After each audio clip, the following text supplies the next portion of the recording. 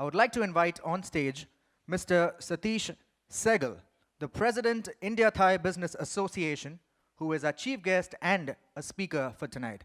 Please welcome him on stage with a round of applause. Having congratulated the organizers for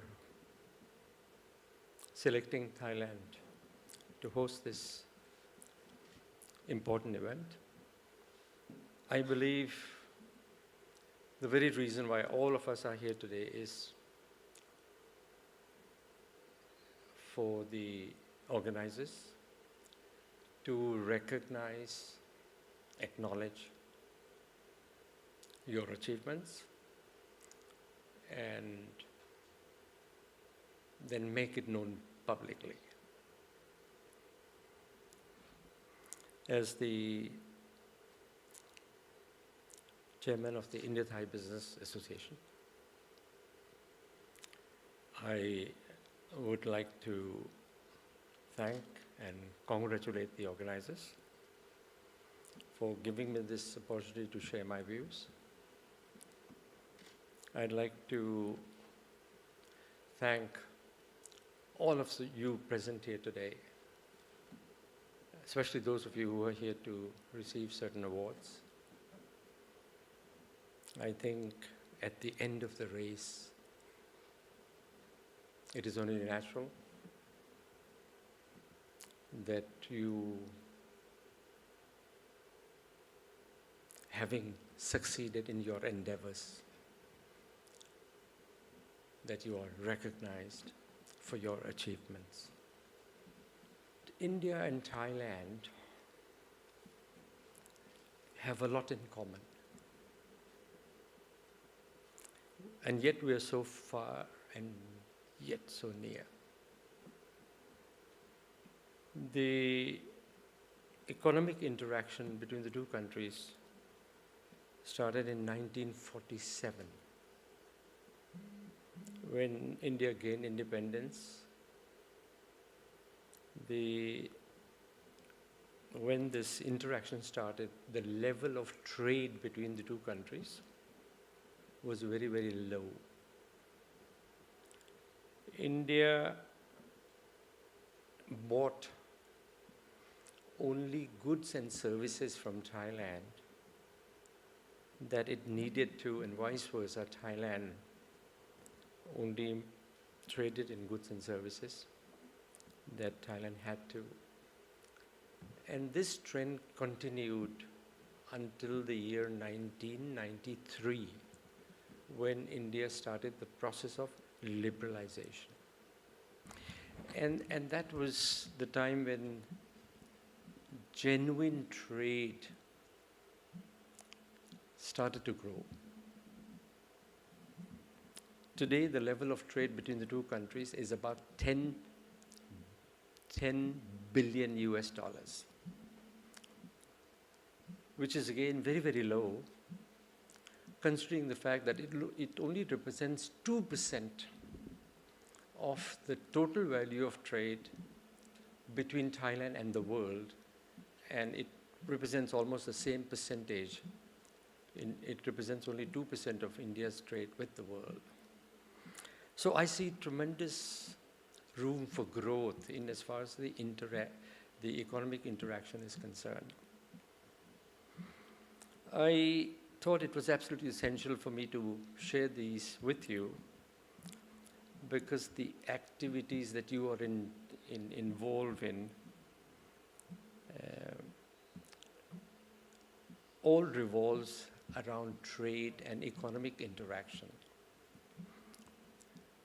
Brands, products are only a part of that activity. I'd like to just add one more thing, which I think would be of interest to you, and I am asked this question very frequently. What are the possibilities of increasing interaction between the two countries? We know the level is very low. I think to start with, the private sector has to play a very important role in this. The government sector has to actively support the private sector. If the government actively supports the private sector, both the governments, and the private sector, aided by the associations, take an active interest, the trade between the two countries can and will grow. Currently, Thailand receives over 1 million visitors from India every year. I see that during the next 3 to 5 years, this will increase to 2 million, because Thailand is the single largest destination in Southeast Asia for Indians. On the reverse side, 100,000 residents of Thailand, Thais visit India, but mainly for pilgrimage. I think while the Indian government is, especially the Department of Tourism, is interested in getting more people from Thailand to visit India. Other than that, I also see a lot of opportunities in other areas, such as construction, in food industry. I see a lot of interest and opportunities in the restaurant business, Indian food in Thailand and Thai food in India. Not only do I see opportunities between India and Thailand, I also see opportunities within the ASEAN region. Intra-regional trade, I see a lot of opportunities, because ASEAN is one of the largest growing areas in the world. So there are tremendous opportunities. And in conclusion, I'd like to say that with the assistance of the different governments, ASEAN governments, the Indian government, the Thai government, and with the active participation and support of the trade associations of both the countries, all of you present here, the entrepreneurs, the business people, you can look forward to a healthy growth in the economic action between the two countries, in a very healthy growth within the intra-regional. I would like you to change your perception. Whatever you look as impediments, why don't you convert that into opportunities? Because if it is not a problem for the Americans to gain entry into the Indian market, for the Japanese to get entry into the Indian market, for the Chinese to gain entry into the market, and your immediate neighbors such as Malaysians, Singaporeans, Indonesians, if they don't see these as impediments, why would my friends in Thailand look at it as impediment? Because rules are the same, conditions are the same. I think it is the mindset that needs to be changed. It's the perception that needs to be changed. And with that note, I'd like to urge my Thai friends to seriously look at the Indian market. You have tremendous opportunities. You have a market, you have a huge market. India with a population of 1.2 billion, out of which there are 300 million who have tremendous purchasing power. So it's a market that you should seriously look at. And if there's anything that the India-Thai Business Association or the India-Thai Chamber of Commerce can assist you, these two associations will be more than happy to assist you in any way, form. And for my Indian friends from India, if you need any information, any data, anything we can do to open doors for you in Thailand, to assist you in providing you the basic information. Ladies and gentlemen, Global Business Symposium is a flagship series initiative of Herald Global. And today, do we know what the theme is? Anyone? Today's theme for our panel discussion of Global Business Symposium is Rise of Asia. Ladies and gentlemen, we all know in the ancient economy, China and India alternated in being the powerful economy from maybe about 180 to about 1880. And these major economic powers attracted the Europeans for commerce and exploration. Let's face it, even the accidental discovery of America was when Columbus went ahead and tried to find India, and that was due to understanding the ways Asia did trade and business back then. Well, ladies and gentlemen, in comparison, last year, millionaires in Asia increased 9.4% to the figure of 5.1, as I just said. And in the entire North America, it increased by 2% to 4.8 million. In Latin America, we suffered a decline of net worth of 3.7, and Europe had a steady growth of 4.8 due to a few countries performing better than expected. Agreed? Like every economy in the world, this continent faces a lot of trends, a lot of challenges and drawbacks. But the question that I have for all of you is Asia still a rising economy, or is it becoming a trendsetter and a leader? What do you think? I can only be quoting the numbers and the facts, but to help me today, I would like to invite on stage our experts and hear their opinions in regarding this topic that we have. First, let me invite on stage Mr. Satish Sehgal once again, the President, India-Thai Business Association. Joining him on stage will be Ms. Supavadi, CEO, Mullen Low Group, Thailand.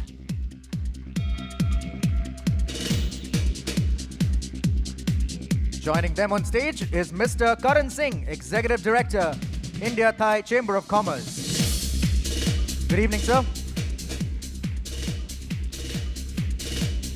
Joining them on stage is Mr. Ravi Jayawardena, CEO, Maliban from Sri Lanka.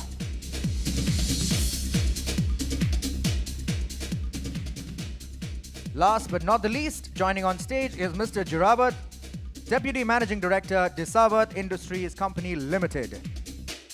Ladies and gentlemen, a huge round of applause for our panelists for the evening. Can we have a microphone on stage? Hi, my name is Jirawat Tangkit Ngamwong. I'm the chairman of the Thai Timber Association and also the Thai Chamber of Commerce, the chairman on the Lifestyle and Design Cluster. I would say that for the past year, I see the development of Thailand, especially in the tourism, that's been booming. We have this year about 31 million people coming over, and because of that, it actually drives the other sector to be booming as well, like the real estate, and a lot of industry are following. So I could say that, okay, Thailand actually has the experiencing the growth, the right of Asia, together with other region as well. That's why we are planning the EEC Economic Corridor, try to connect the other part of Asia together as one, so we can enjoy the network opportunity as well. Yep. So Okay. that's my beginning statement. Thank you so much. Good evening, ladies and gentlemen. My name is Ravi Jayawardena. I work for Maliban Biscuits in Sri Lanka as a CEO Sales and Marketing.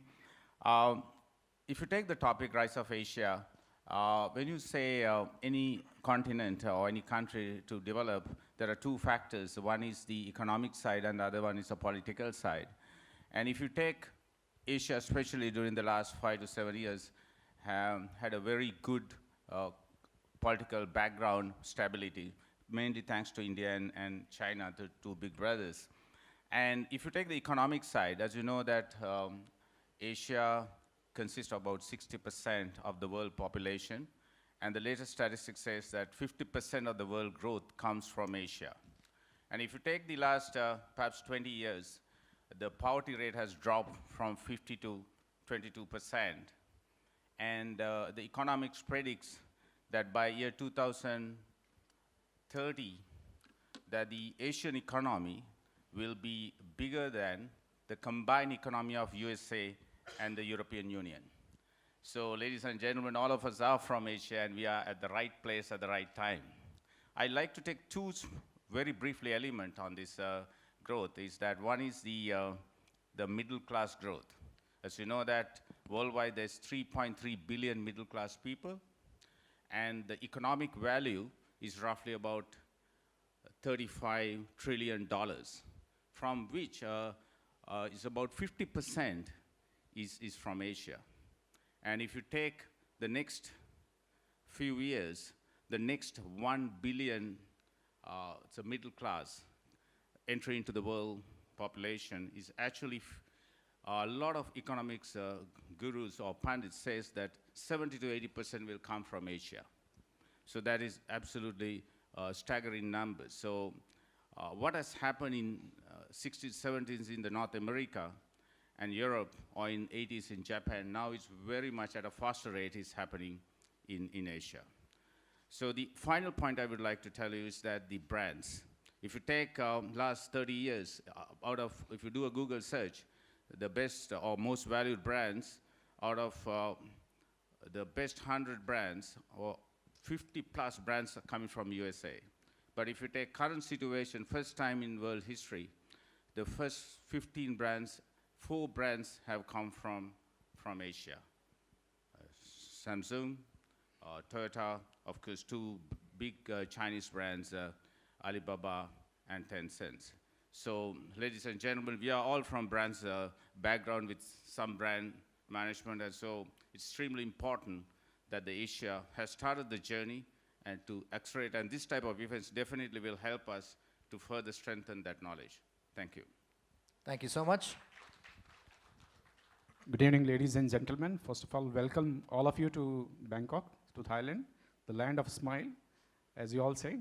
And as far as the economy in Asia is concerned, you see, in fact, I was going through a newspaper today only, and Thailand is one of the 24th best place to do business in Thailand, actually, amongst the world, actually.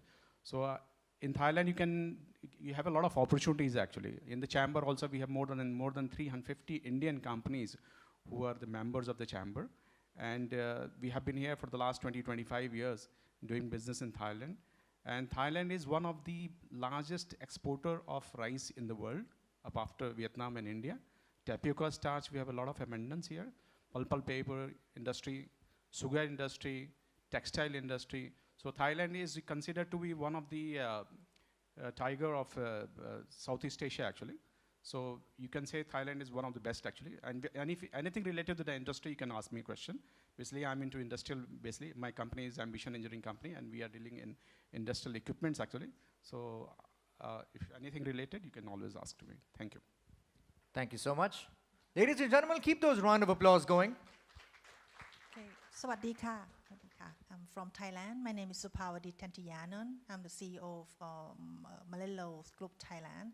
We are the creative agency, so actually we are helping the products or the company to success in brand communications to the consumer.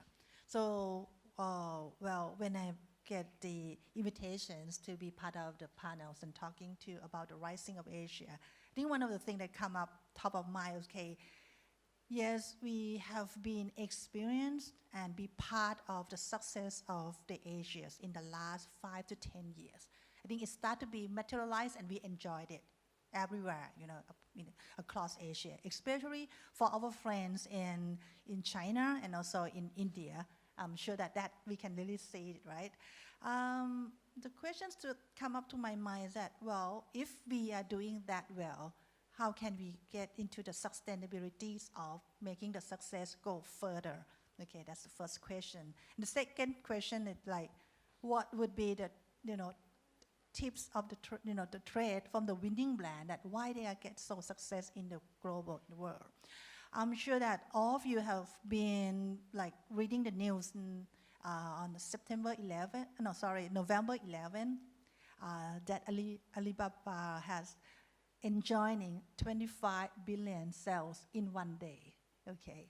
And that's quite interesting because about 6 years ago, I have working in Beijing, and that was the first time that I have heard about Singles Day. And I asked my ex-colleague that, what is it, They're okay, because they are celebrating, the Chinese celebrating their being singles, and then we can go to the pub and enjoy ourselves. But then several years later, we see that, wow, Alibaba has made a big things. They taking this because they know the consumer insight, and they know the pain point of Chinese who are still being singles and the pleasure in the society. And they really get to the point that we can celebrate it and enjoy ourselves by buying stuff for ourselves.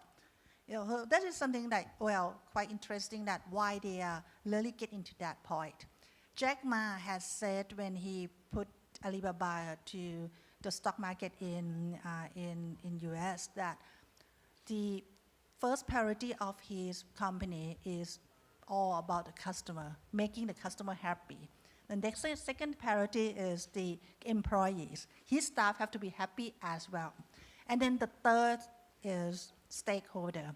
And he said that he got the questions from the press and also from others, investors that, oh, that is so different from the US, from the West, that they would put stakeholder first as a company KPI, and then, the other things later. He said, well, if they believe that, don't invest in my company. Just have to be that I put the customer first, because if the customer happy and my employee happy, stakeholder will happy for sure. So for being here, to all of us that being in the business and also in the brand building, brand management, I think that would be the key thing.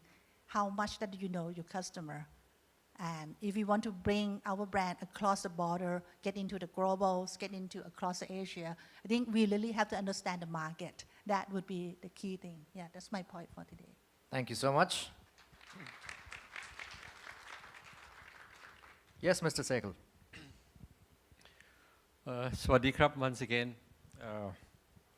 I'd like to just point out to you that when you talk about Asia, you have to talk about Asia in relation to the world. If you go back to the 80s, that was the American era. America today is still the largest economy in the world, but then it was only America. After that came EU. So that was the EU era. So it was the American era, then it was the EU era. And after that, in as far as Asia is concerned, the superpower, economic superpower, was Japan. So it was the Japanese era. Today, in the context of Asia, there are four main powers: China, India, Japan, and Korea.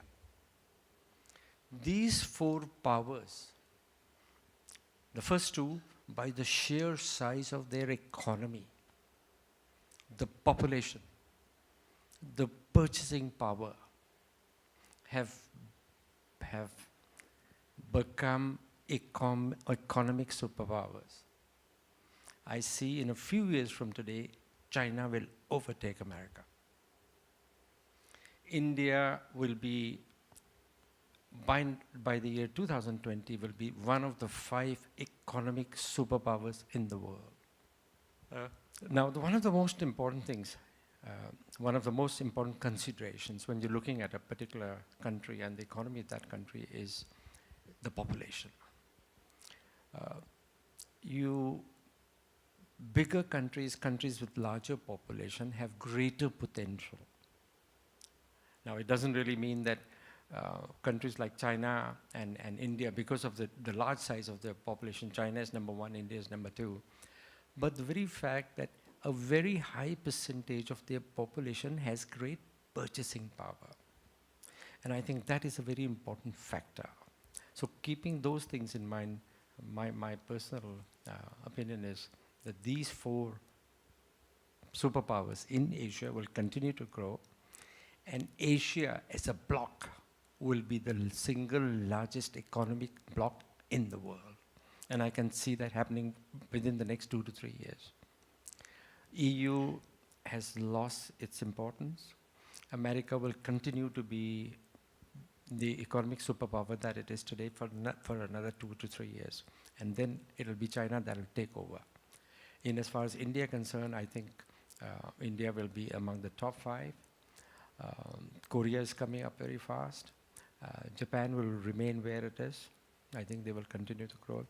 And one of the biggest problems with countries like Japan and for that matter Korea is the lack of natural resources. So Asian countries that have natural resources will gain because of their wealth, and that wealth comes from the natural resources. So with that, I'd like to sum up this part, and I'm sure we'll probably have more input at a later time.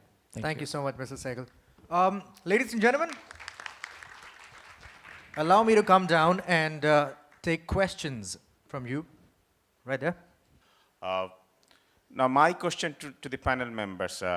So if you look at the rise of Asia, Mr. Saigal very correctly said that the four countries, Japan, Korea, are technologically in the forefront, and it's because of the sheer size of economy, India and China are leading this rise of Asia. But you see, recently, China has introduced this concept of one belt, one road. And India has declined to join that one belt and one road. Now, do you think this political stance of India is going to cost the rise of Asia? I think there is a political implication in as far as, it's a very valid question. I think there is I don't know whether I should use the word unfounded fear, but there is a fear among Asian countries, and the fear not only among Asian countries, this fear also is in the minds of the United States of America, Britain, France, and some countries in Europe. They are afraid that someday, China will have more political influence within Asia. And it is in that context that these countries would like India to be in a position to counter the Chinese influence. So it is strictly a political matter. I think my personal opinion is I do not see India joining hands with China in that direction. And this is strictly a political matter. Now, if you look at the economic possibilities of the project, it's a very good project, but then there are political implications, and because of the political implications, you will see that this concept is not likely to work. In the same context, I'd also like to mention to you that the American government, if you look at America has changed its economic policy towards Asia, towards Europe. America used to be one of the largest donors in the world. Today, the government is having second thought on it. They are seriously interested in the imbalance of trade with different countries.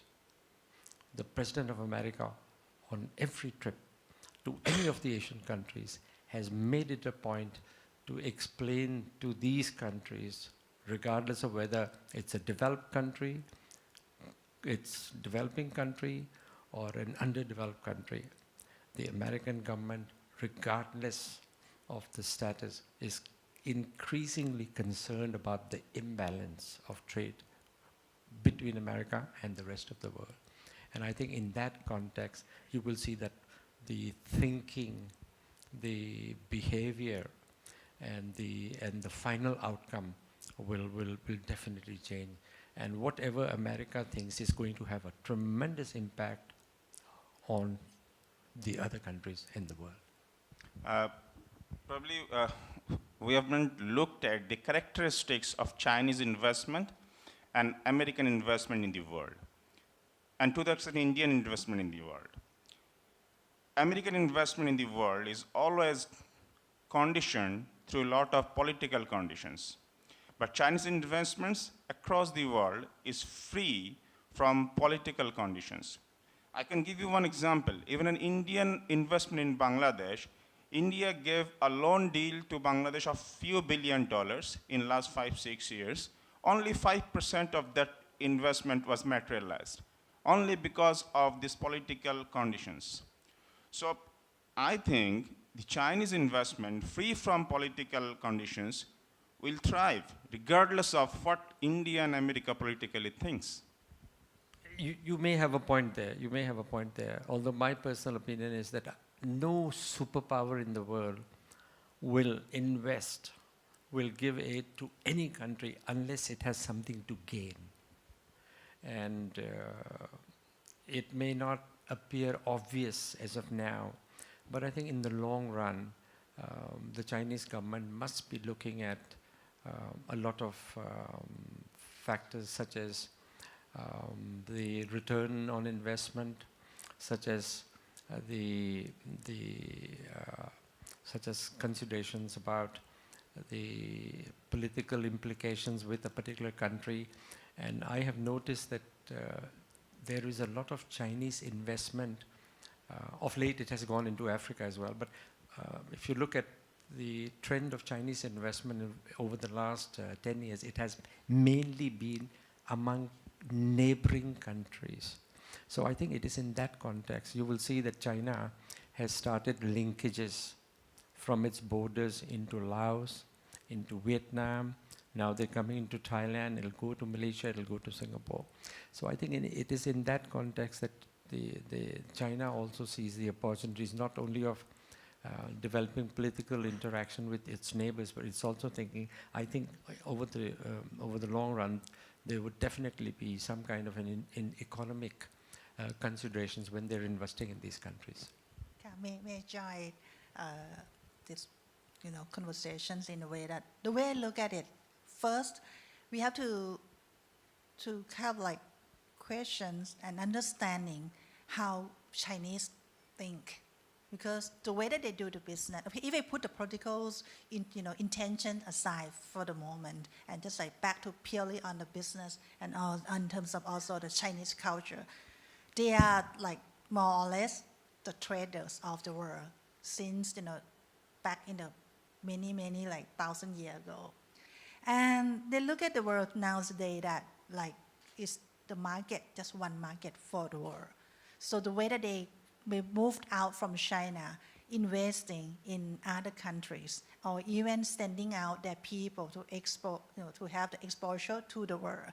And that would be something that really like, it probably changing the whole games of superpower in the next 10 years, and also changing the way that we would also trading to each other, and also changing the way of like how the next, centuries political issue would be. Because if the Chinese really looking into like, well, it's one world and they have one product and then they can really expand it, just one snap and then it get all over. Look at the Alibaba and Tencent and many digital disruptions type of technology that they're trying to push out from their country and not really depending upon the Western technology that much anymore. So that's a lot of things that happening right now that I think that's quite interesting to see that yes, we will see how the world will change in the next few years. Actually, I'll just like to add on. You see, India and Bangladesh, they have been very good friends, That's why Indian company or Indian government, they would like to invest more in Bangladesh rather than Pakistan, because Pakistan is not a good neighbor actually at all. So that is one of the reasons actually, as far as I think, Yeah, my view is also, I think, I'm from Sri Lanka. We have seen both Chinese and Indian investments coming to Sri Lanka very heavily in the last perhaps 10 years. And China is very much politically neutral. What I feel is that they are true, they mind their own business. If you take China global numbers, it's like they are the biggest manufacturer within the country, the largest exporter, and perhaps the second largest domestic market. So they have got their pieces right. And definitely, it's if you take the next few years, the biggest question probably will be the sustainability of the growth. Like I know for sure you all know these climate changes. There are a lot of challenges at this rate. If you take the last 2 years, I think there was a slight drop in the growth. But most, not only in Asia, China has conquered the entire world business-wise. There's no question about it. That's the only country has. Earlier, US did it, and now China is doing it. So it's definitely, we have to be proud that China is in Asia. And so definitely, I look at it, it's truly a business country. And they're very much politically neutral when it comes to their investments, as somebody is telling earlier. Yes, totally agree. As a Chinese descendant, I don't think there's a freebies from the Chinese investor. So they will expect something in the return is sooner or later, and they want it back in big volume as well. So Thailand, we know because we've been negotiating a lot with the Chinese investment, especially on one road, one belt, trying to build a transportation system to Thailand. So we are preparing by building the economic corridor, EEC, investing like 43 billions to receive this opportunity, take care of this opportunity. And we've been a lot negotiating with China for quite a while, and it's not conclusive yet somehow because of the business requirement that they want from the contract somehow. So somehow I believe that there's no free lunch with this investment, so there's something to be returned in big part as well later on. Yeah. We've seen Western brands coming to Asia, adapting to the Asian style, their taste, and like the Asian lifestyle itself. Do you think it's about time that we have more of Asian brands actually exploring the, what we call the developed world, or, expanding outside their fair zone and being into a place where they can actually explore more? Very interesting question. In fact, whether a particular brand is accepted or recognized is dependent on several factors, such as the quality of the product, the perception of the people, so on and so forth. Now you will see over the last 10 years, in fact, let me go back even 20 years, 20, 30 years. Before let's say 1970, you would never think in terms of buying a Chinese car, you'd never think in terms of buying a Japanese car. It was always European or American car. Then came the Japanese era. Datsuns, the Toyotas, the Isuzus came. And today, the Japanese conquer the world in as far as the automobile sector is concerned. After that came the Koreans, and today you have the Chinese. Some of the Asian brands today have become household names. Look at the Japanese consumer durable products. Look at the air conditioners. Look at the electronics. You look at all these things. It's mostly Asian today. Gone are the days when you would only buy anything made in Germany or anything made in America. So I see that this trend will continue for the sheer fact that the investment flow is from the West to this part of the world. And once you have investment, then you have the economic activity that follows trade in goods, trade in services. Look at IT, for example. In America still is the single largest, but very soon India will overtake America in as far as the IT sector is concerned. So then you have names, Indian names in the IT sector. Some of the top 5 companies are recognized all over the world. It's already happened, actually. If you look at the leading brand in the world, like Samsung, okay, like Toyota, it's been like many, many years, right?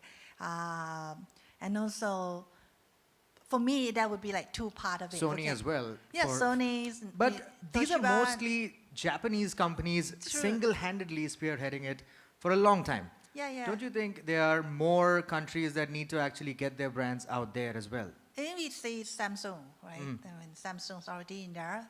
Huawei and Lenovo. Yes, it's the brand that, I mean, okay, for me, let me put it this way. Like, there are 2 types of the brands for me. It's an Asians originated brand, like the brand like Samsung or Toyota or Sony. Sure. And also the brand that the Asian company bought it from the West. Like we see MG car, the British brands now owned by SAIC from China, right? Volvo also owned by the Chinese company. Land Rover, Land Jaguar. Rover, yeah, Tata yeah. Motors. So all the prestige. So I think that would be two stream, or even Lenovo. I could say they bought it from IBM about over 10 years ago. So we will see that there will be two stream. The one that originated in Asia and being sold in Asia and now get across the border to the West, to US, to Europe, and then getting accepted globally. And then the other one is like, yes, the brand that originally owned by the West, and now we start to buy it and Right. own it. Or even in Thailand, I think right now we own Dean and Dorica from US. So yeah, you will see more and more investors from this part of the world go out and then just buy the products buy the brands. Right. Yeah. So yeah, I think it's already happened, and I'm not sure that if we talk like this again in maybe like 3 years or 5 years from now, there might not be this such a notion anymore because everything would become global and borderless. Thank you. In my opinion, we have a lot of potential for the Asian companies to be well known in all over the world. For instance, even in Thailand, we have a energy drink which is called Red Bull actually, which is very well known all over the world actually. Even from India, we have got Tata Motors. They are selling in Thailand, very popular nowadays. Initially, they were not doing well, but now they are. You can see every second, every 10th car is as far as the pickup is concerned, they are Tata Motors. Even a small company like in Himalaya, the herbal medicines and all the cosmetics there, they are very popular in Thailand amongst the ladies here actually. So there is a lot of potentials actually. Even, if I take basmati rice itself, that is Right. also one of the popular brand which has Major become. exports of And India now as well. Modi ji has made yoga as one of the very popular all over the world actually. So we have a lot of potentials in it. It depends on different products and different services also. My opinion is that building brand is a long-term journey. I worked before Malibans, I worked for Unilever and Coca-Cola. I've seen like Coke, one of the best brands in the world. When it comes to brand, the functional quality has to be there. There's no question about it. But what we have seen is that building a brand is more on the emotional quality, emotional binding. Take Toyota, for example, today. When you talk about a car, you always think about Toyota, most valued car in the world. So BMW or Mercedes. So I think one of the challenges in Asia we had was had a bit of a trading mentality than building brands, because building brand doesn't happen overnight. What Coca-Cola today is doing good work for over 100 years. What Toyota is today for doing decades of good work. The product quality, if you take Nike, Reebok, and Adidas, 3 very good brands across the world, their R&D is exceptionally good. But you see why Nike is dominating in most of the markets because of their connection with the consumer. So developing the brand in the consumer's mind is a long-term journey. I think now in Asia, especially with Japan has done that in 1980s.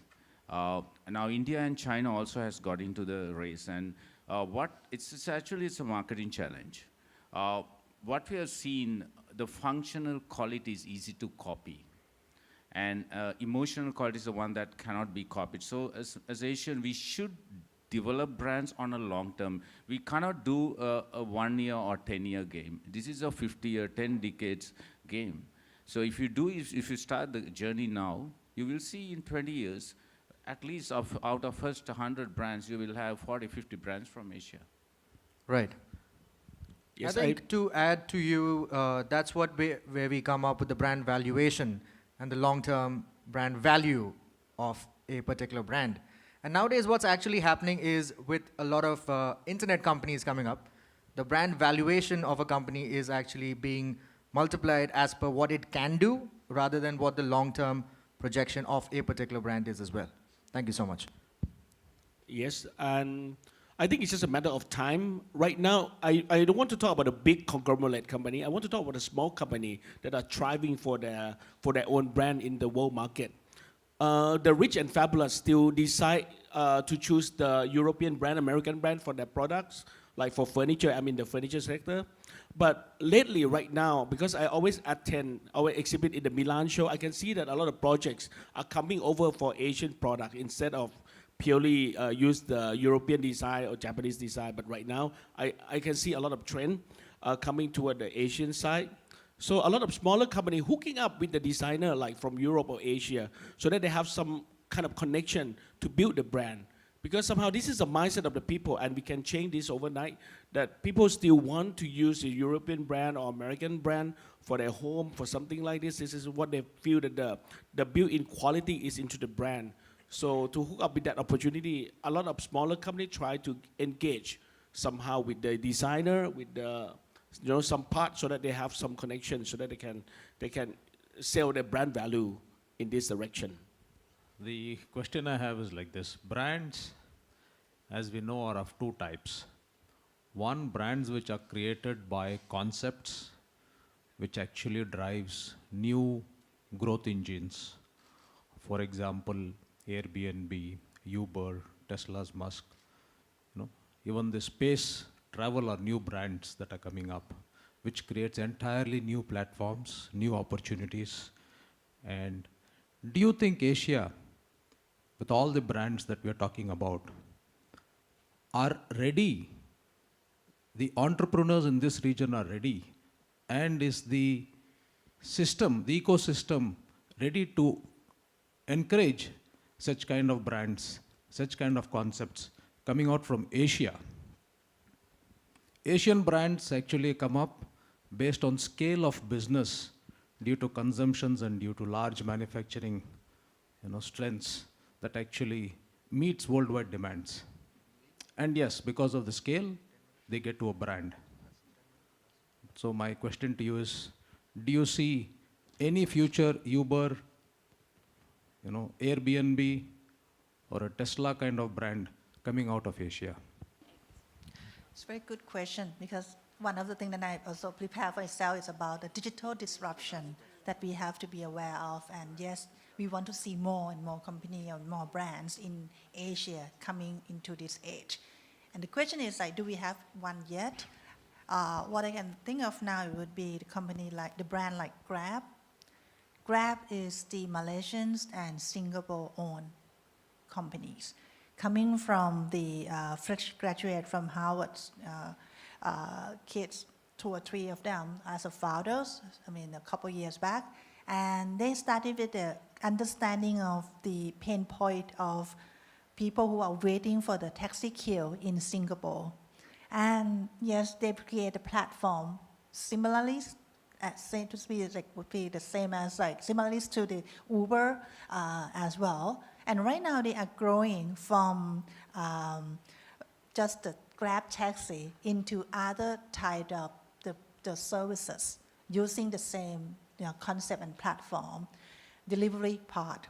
Okay, and another brand that I think we should be all proud of as part of being an Asian, it would be Line, the social platform from Korea, that being widely used in this part of the world has not yet come across to the West yet, but I think it's also because of the economic scale, they have more users, like number 2 in the world already.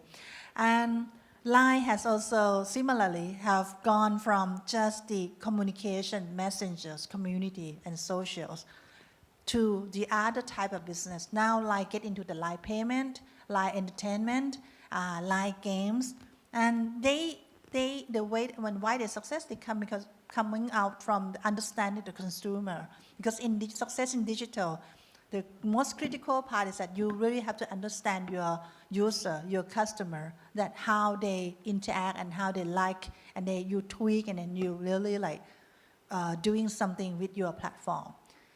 Because the way that they are servicing for Traveloka, they go beyond hotels. They get into, you can book your car, you can book other things as well. So they are coming up with the add-on services that they could provide to the user. So yes, I think right now every country is really trying to push and how you put it, really supporting, the government is supporting the innovation in the digital for the startup company. For ecosystem, I think that will be a challenge for many countries, including Thailand, that we are also having the Thailand 4.0 as part of the country agenda. But in terms of the ecosystem, we are just starting, and we have to develop a lot more. And I'm sure that like it would apply to many other countries in Asia apart from China and Korea and Japan. Thank you so much. Well, ladies and gentlemen, with that, we will be winding up the Global Business Symposium panel discussion. A round of applause for all the panelists over here, their views. Well, ladies and gentlemen, the next segment now is a session by Miss Supadi, CEO Mullen Law Group from Thailand.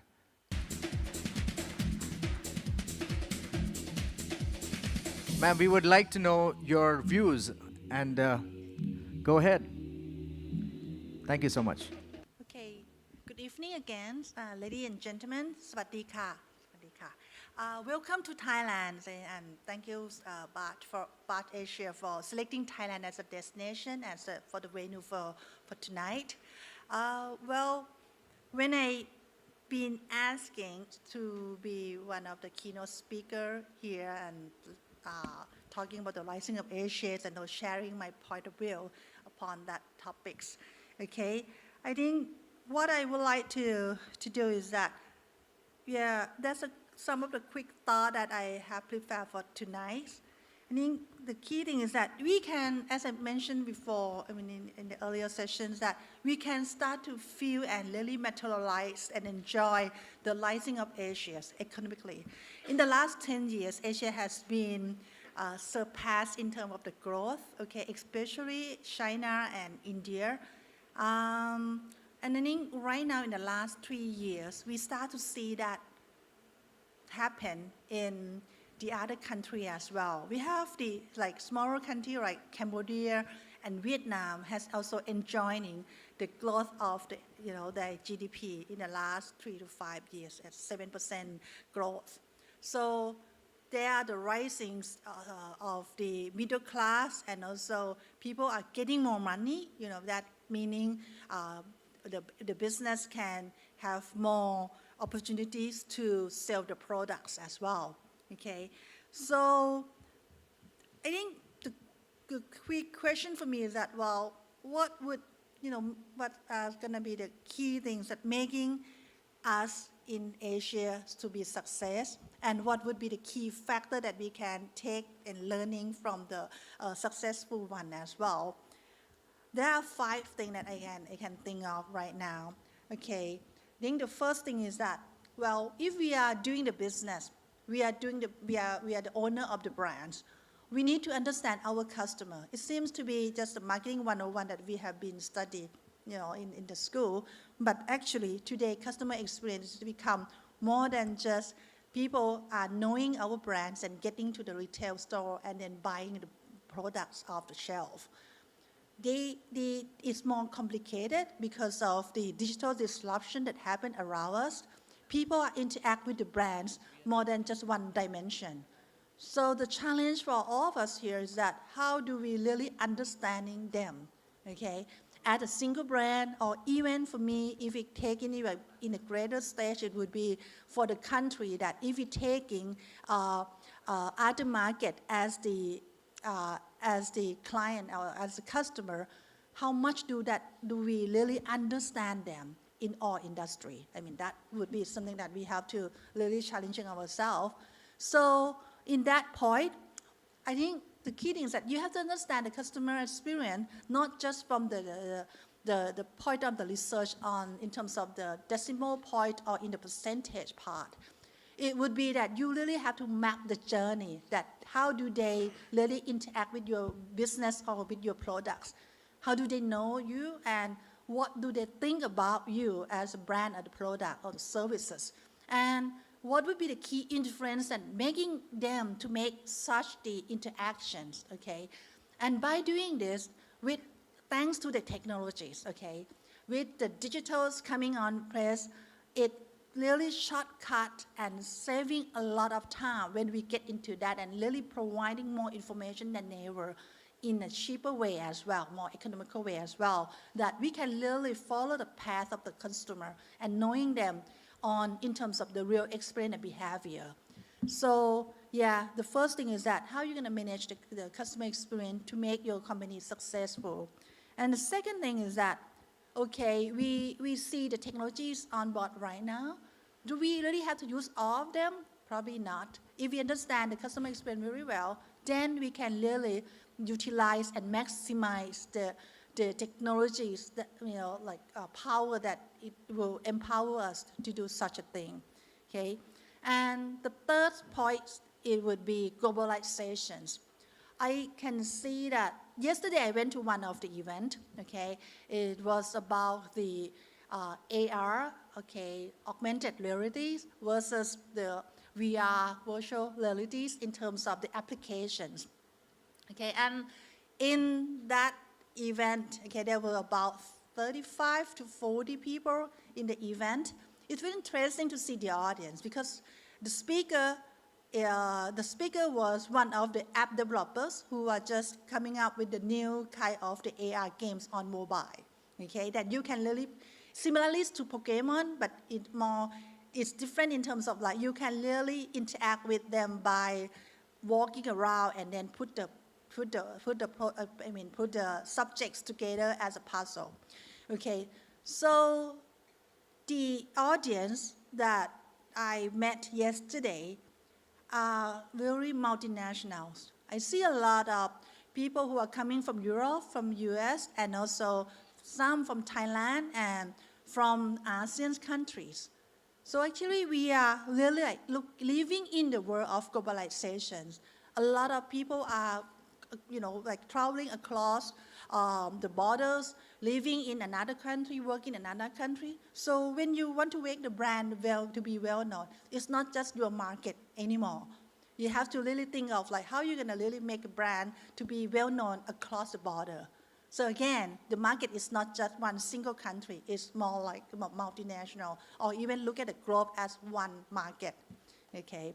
And thirdly, is about a free trade, okay? I think Khun Sathit has mentioned about the government support, and I see that as in the business sector, I see that, in many countries, we have seen the endorsement of the free trade all around the world. In Thailand, we will have more FTA, and then I think starting from next year, if I remember correctly, products from China will come into Thailand without like having to have any embargo on the tax. So that would be, I think, for the country that would be exporting, it would be something that benefit for them. But for the country that receiving the products, it would be the threat.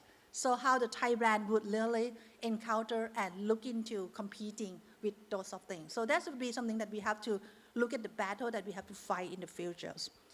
And lastly, I would like to put the notion here.